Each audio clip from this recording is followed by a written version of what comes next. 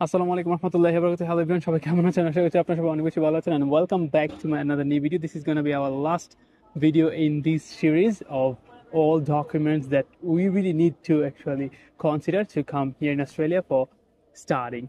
So এই যে অস্ট্রেলিয়াতে আসার জন্য যে ডকুমেন্টসগুলো লাগবে, এই সকল ডকুমেন্টসের যে সিরিজটা আমি শুরু করেছিলাম, ওই সিরিজটা শেষ ভিডিও হতে যাচ্ছে আজকের এই ভিডিওটা।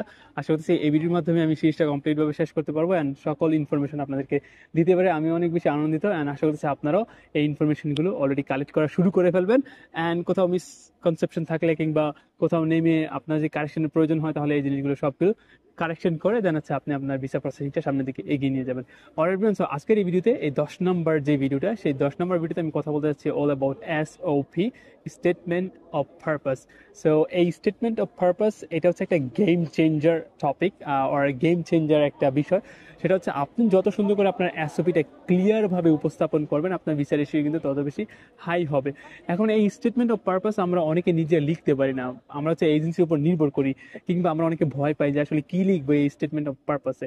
আমি 1 থেকে 9 পর্যন্ত যে ইনফরমেশনগুলো দিয়েছি, স্পেশালি আপনার হচ্ছে স্পন্সর যে ডিটেলসগুলো, ফিক্সড অ্যাসেটস, হ্যাঁ, কোথা থেকে টাকার সোর্সটা আসে, হ্যাঁ, আপনার হচ্ছে দেন আপনার একাডেমিক যে ডকুমেন্টসগুলো আছে, আপনি যে কোর্সগুলো কমপ্লিট করেছেন, যে ডকুমেন্টসগুলো আপনি কালেক্ট করেছেন, আপনার কোনো গ্যাপ আছে কিনা, এই সকল বিষয়গুলো কিন্তু আমরা অলরেডি কভার করে ফেলছি। এই সবগুলো সুন্দর করে আপনি আপনার যে স্টেটমেন্ট অফ পারপাস বা এসওপি, এটাতে সুন্দর করে উল্লেখ করে দিবেন, যেন অস্ট্রেলিয়ান গভর্নমেন্ট কিংবা ইমিগ্রেশন সেটা বুঝতে পারে যে you do really have a purpose to study here in Australia.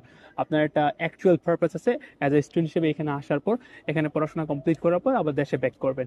এরকম কখনোই কোনো কিছু মেনশন করবেন না যেটা দিয়ে বোঝা যায় এরকম যে সামথিং ফিশি সো আপনি অস্ট্রেলিয়াতে আসবেন, দেন এখানে থেকে যাবেন সারা জীবন, আপনি হচ্ছে ব্যাক করবেন না, এখানেই আপনি হচ্ছে বংশ বিস্তার করবেন। এই ধরনের কোনো স্টেটমেন্ট কিন্তু ওইখানে যেন না রাখি, আদারওয়াইজ কিন্তু আমরা ভিসাটা রিজেক্ট খাবো। সো এই জিনিসটা মাথায় রাখবেন। আর স্টেটমেন্ট অফ পারপাসটা খুবই গুরুত্বপূর্ণ, কারণ এখানে আমরা একদম শুরু থেকে শেষ পর্যন্ত সবকিছু বিস্তারিত কথা বলি।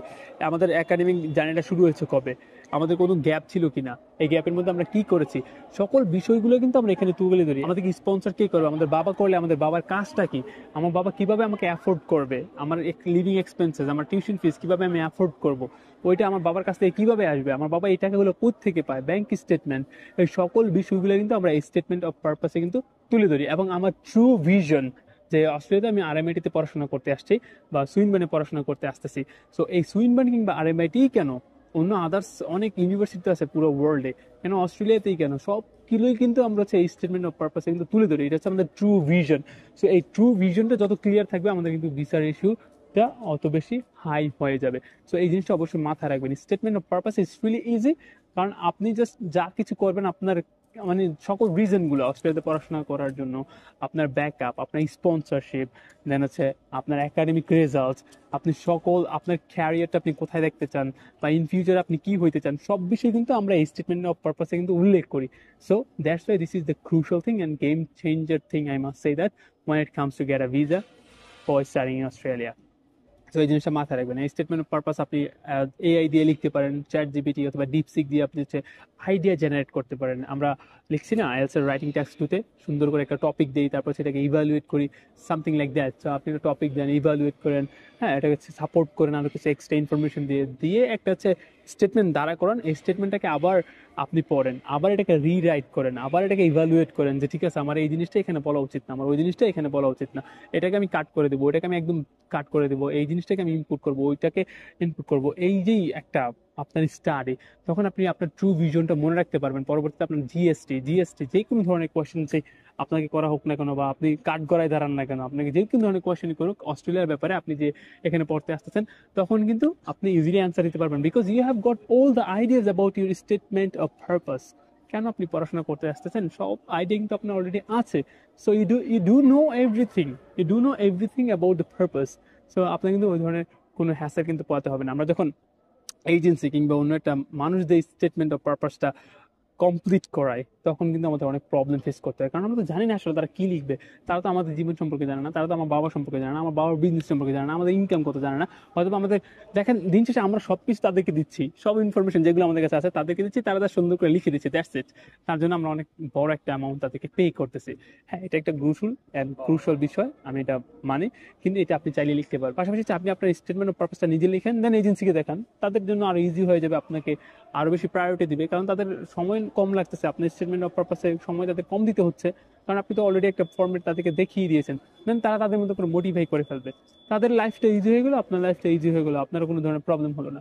সো এই ছোট ছোট কাজগুলো কিন্তু আপনার নিজে করতে হবে, এইগুলো কনসিডার রাখতে হবে, এবং এই জিনিসগুলো নিয়ে মাথায় আইডিয়াও রাখতে হবে, যেন পরবর্তীতে জিএসটির জন্য ফোন করলে আপনাকে কোনো কোয়েশ্চেন করলে যেন আপনি ইজিলি অ্যান্সার দিতে পারেন। সেই জিনিসগুলো মাথায় রাখবেন। Alright everyone, so yeah, that's all for today, and thank you very much for watching the whole series. আশা করছি এই পুরো কমপ্লিট প্লেলিস্টটা আপনাদের অনেক বেশি উপকারে আসবে যারা অস্ট্রেলিয়াতে পড়াশোনা করতে আসতেছেন। অ্যান্ড ইনশাল্লাহ কোনোদিন আপনাদের সাথে অস্ট্রেলিয়া কোনো একটা ইউনিভার্সিটি দেখা হবে, সেদিন অবশ্যই আমরা একসাথে বসে চা এবং আড্ডা দেবো ইনশাআল্লাহ। আমরা চাই আমাদের বাংলাদেশি কমিউনিটি এখানে আসুক, এটা আরো ব্রড হোক, ইন্ডিয়ান যে কমিউনিটির মতো আরো ব্রড হয়ে দেন এই অস্ট্রেলিয়াতে সবাই থাকুক, এবং আমাদের বাংলাদেশকে আরো বেশি উন্নত করুক ইনশাআল্লাহ। সবাই একসাথে আসবো, একসাথে পড়াশোনা করবো, একসাথে আমাদের দেশকে উন্নত করবো, পাশাপাশি আমরা নিজেদেরকে ডেভেলপ করবো।